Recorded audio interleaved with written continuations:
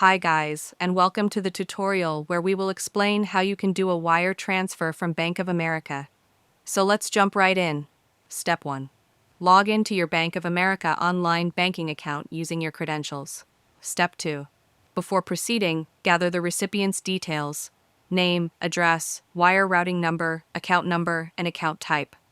If you're not enrolled in secured transfer, keep your debit card number and PIN ready. Step 3. Click on the Pay and Transfer tab from the main menu. Step 4. Choose the option Wire or H from the list of available services. Step 5.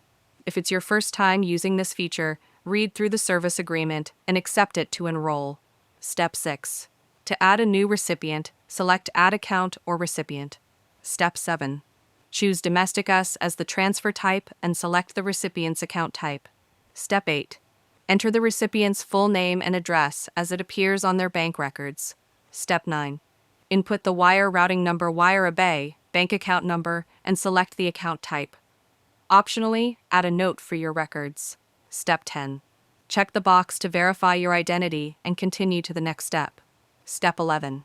If you're not yet enrolled in Secured Transfer, enter your US mobile number and click Add Number to begin enrollment. Step 12. You will receive a text message containing an authorization code. Enter the code, provide your debit card number and PIN, then click Submit. Step 13. Click Add Account and wait for the system to verify the information. Step 14.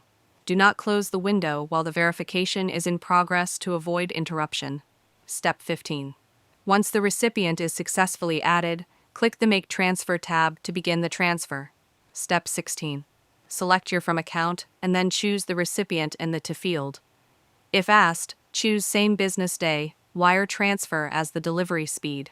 Step 17. Enter the transfer amount, choose the frequency and date, and optionally add a description. Then click Continue Transfer. Step 18.